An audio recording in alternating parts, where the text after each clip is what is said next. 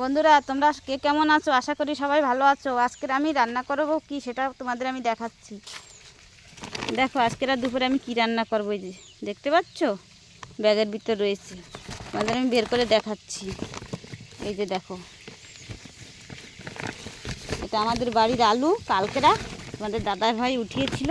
তো দেখো উঠানোর সময় কিন্তু এক প্রকারের রান্না হয়ে গেছে, পুরো ভেঙে ভেঙে কুচি। এই যে দেখো ব্যাগের ভিতরে দেখতে পাচ্ছ, তা ভালো করে দেখা যাচ্ছে না, আমি তোমাদের একটু ঢেলে দেখাচ্ছি যে কী অবস্থা করেছে আলুটাকে। দেখো এই যে দেখো আলুর কি অবস্থা।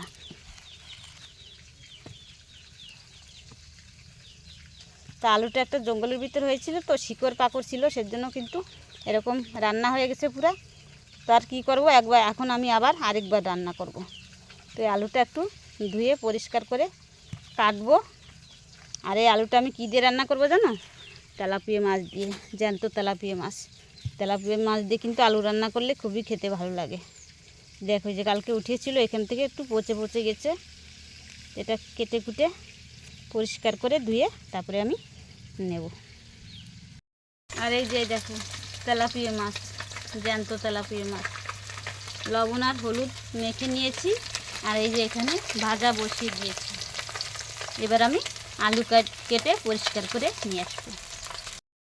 এই যে দেখো সেই আলু কেটে ধুয়ে নিয়েছি। এই যতটুকু কেটে নিয়েছি না, তার ডবল কিন্তু ফেলে দিয়েছি। পুরা মাটি টাটি সব ঢুকে গেছে, মুরুম মাটি বালি। তো কেটে ধুয়ে আনার পরে দেখো কত সুন্দর দেখা যাচ্ছে আলুগুলি। আর এটা কিন্তু খুঁটা আলু, মাটির তলে চলে যায়, আর খেতে কিন্তু দারুণ লাগে। আর তেলাপিয়া মাছ দিয়ে রানলে বন্ধুরা খেয়ে কিন্তু মুখ ফিরানো যাবে না। আমার কিন্তু তেলাপিয়া মাছ দিয়ে মাটির আলু সব দিনই ভালো লাগে। তোমাদের কার কার কাছে ভালো লাগে আমাদের কিছু কমেন্ট করে জানাবে। আর এই দেখো মাছগুলি ভেজে তুলে নিয়েছি, এখন রান্না করব। সেই মাছের তেলের ভিতরে দিয়ে দিয়েছি জিরা আর দিয়েছি টমেটো, একটু নেড়ে চেড়ে ভেজে নেব।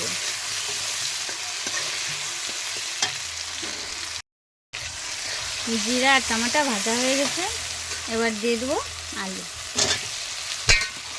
আলুর কিন্তু বন্ধুরা আমি জল গালি নাই, গরম করে যে জলটা গালতে হয় সেটা গালি নাই, কেননা আলুর জল গালতে হবে না। জল না গালাকালীনও কিন্তু সুন্দর লাগবে খেতে, খুবই ভালো লাগবে।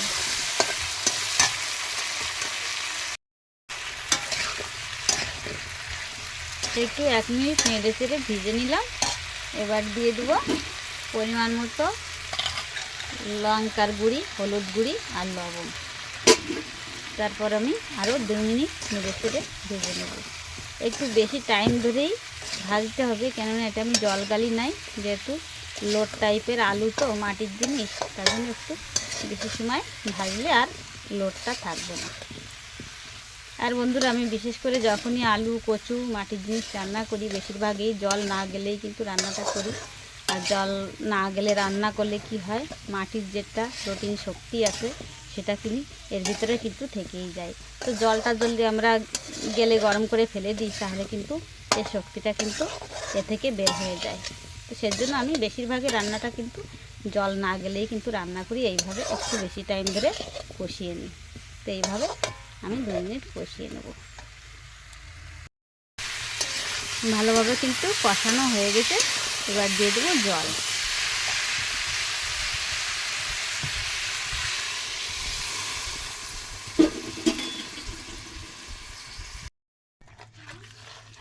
এরকম জলটা দিয়ে দিয়েছি। এবার আরও অল্প কিছুক্ষণ ছেড়ে দেবো এই ঝোলটা ফুটে ওঠার জন্য, তারপরেই মাছ দেবো। তরকারির ঝোলটা ভালোভাবে ফুটে উঠেছে, এবার দিয়ে দেবো মাছ।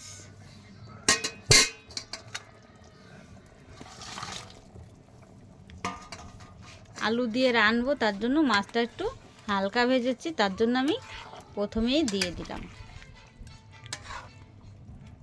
তাহলে এই মাছের মধ্যে লবণ লঙ্কা হলুদ ভালোভাবে ঢুকবে। এবার 3 মিনিটের জন্য একটা ঢাকা দিয়ে রাখবো, তাহলে মাছ আলু ভালোভাবে সেদ্ধ হয়ে ময় মশলা সব একসাথে মিশে যাবে। তো চলে আসবো আবার 3 মিনিট পর। দিয়ে দিলাম ধনেপাতা, গরম মশলা আর ভাজা জিরার পাউডার দিয়ে দিলাম। এবার একটু নেড়েচেড়ে মিশিয়ে নেব। একদম অল্প সময়ের মধ্যে কিন্তু আলুগুলো খুব ভালোভাবে সেদ্ধ হয়ে গেছে।